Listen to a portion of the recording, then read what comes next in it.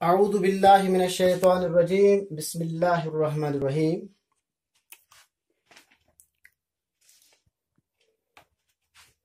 इससे पहले कि आज की क्लास का बाज़ाबिता आगाज किया जाए तो आइए अपने दिल और दिमाग को रब्बी ज़िदना इल्मन नाफ़िया के नफ़ा से बेदार करें। अजीज और दिलनवाज तलबा और तालिबात, आज मुल्क 2 जून 2020 ईस्वी और मैं शौकत कुरैशी आपके साथ हम कलाम होने का शर्फ हासिल कर रहा हूं।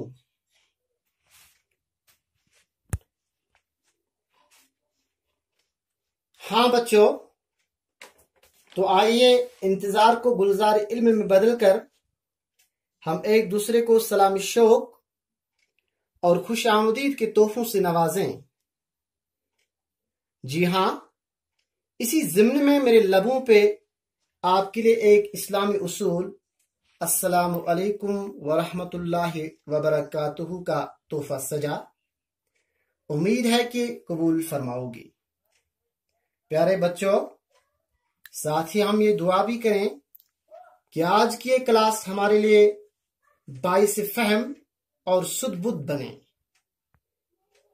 दिलनवाज तलबा व तालिबात, आइए आज की इस क्लास में हम अपने एक मुंतखब करदा मौजू अर्श सहबाई की गजल नंबर 1 का जायजा लेकर या अपने चुनिंदा मौजू अर्श सहबाई की गजल नंबर 1 का जायजा लेकर गजल के शरह की शुरुआत करेंगे। उम्मीद है कि ये आपके लिए समझदारी का बाइस बने। प्यारे बच्चों, अर्श सहबाई की इस गजल के पहले शेर पर जब नजरें दौड़ाई जाती है तो पहला शेर इस तरह है। कौन सा वो जख्मी दिल था जो तरोताजा न था, जिंदगी में इतने गम थे जिनका अंदाजा न था। हाँ बच्चे, बड़े अजीब गरीब अंदाज में शायर ने यहां पे अपनी गजल का शुरुआत किया। तो शुरुआती या इब्तिदाई शेर में शायर ने अपनी जिंदगी के हालात वाकियात को बयान करने की कोशिश की है। तो आइए इस शेर से निकाले हुए जो मुश्किल अल्फाज हैं उनका माना या उनके मानी हमने यहां पे रकम किया है। तो पहला लफ्ज जो है दिल का जख्मी होना, इसका माना है दिल का घायल होना, दिल को ठेस लगना, दिल या जज्बात का मजरूह होना। प्यारे बच्चों, इसका दूसरा लफ्ज जो है तरोताजा होना। तरोताजा होने का मतलब है खाम होना, जख्मों से रस टपकना या जख्मों का रसीला होना।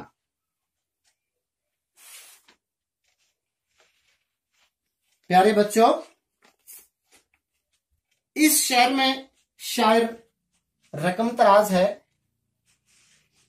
कि इस दुनिया में आकर मेरी जिंदगी ने मुझे एक निराला नाच नचाया है। गमे जिंदगी और जिंदगी से मुंसलिक हालात ने मुझे अफसुर्दा और रंजीदा खातिर बना दिया।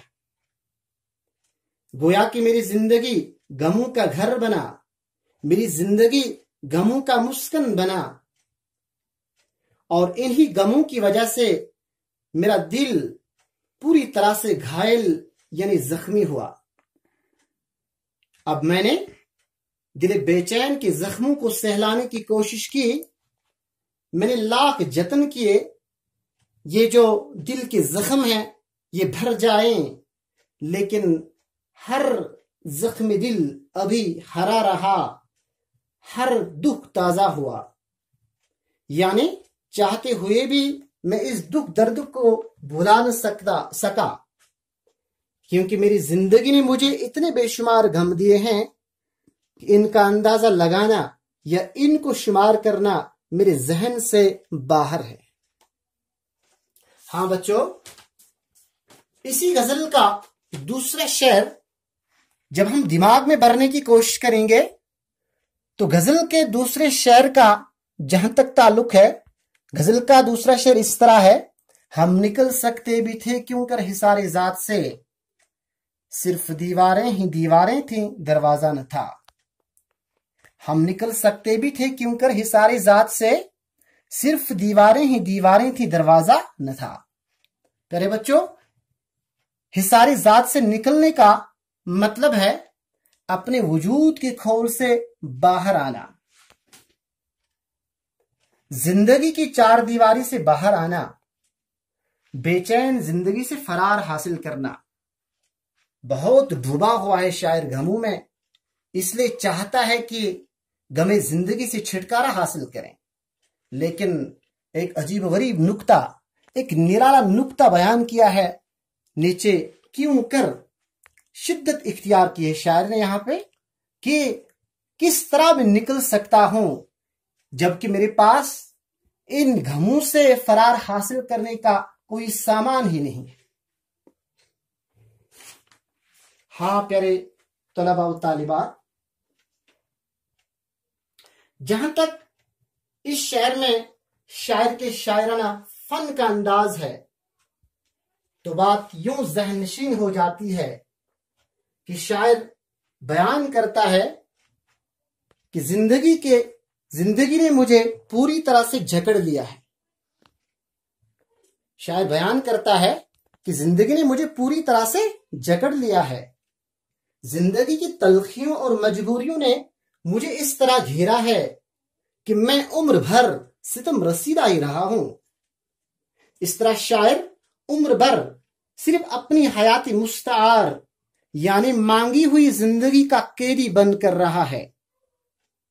अब शायर गोया है कि मैंने अपनी बेचैन जिंदगी की जंजीरों से छुटकारा हासिल करने की कोशिश की, मैंने लाख जतन किए, लेकिन यह भी मेरे बस की बात न थी, क्योंकि मेरे लिए जिंदगी से बाहर आने का कोई रास्ता ही न था।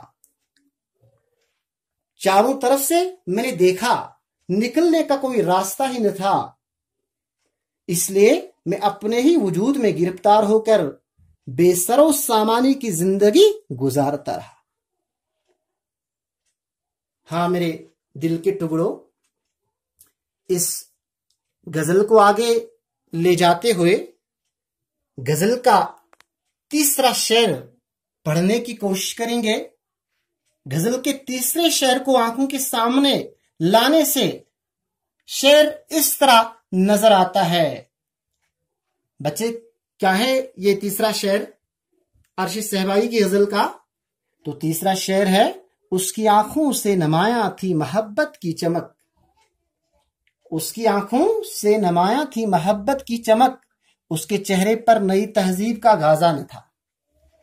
प्यारे बच्चों, इसमें आंखों से मोहब्बत की चमक का नुमाया होना माना रखता है आंखों में पाकीज़ा, पुरखुलूस, शुद्ध और सच्ची मोहब्बत का जलवागर होना,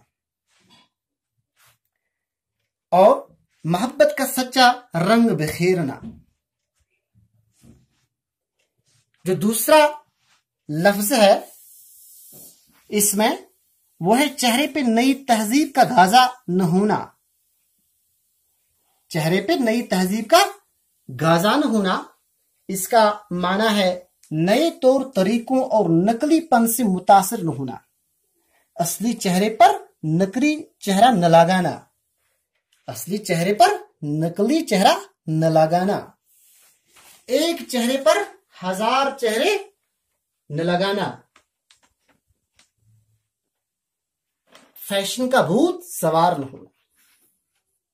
प्यारे बच्चों, इस शेर में शायर ने बड़े ही खूबसूरत पिराए में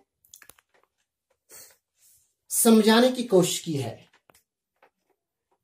इस शेर में शायर महबूब की सादगी, महबूब की वफा, महबूब की ईमानदारी और महबूब की दयानतदारी को मौजूई बहस बनाते हुए यूं रकम तराज है कि महबूब की आंखों में आंखें डालने से मुझे इस हकीकत का पता चला, मुझे ये जाम पीना नसीब हो गया कि मेरा महबूब दुनियाई मोहब्बत का एक निराला किरदार है,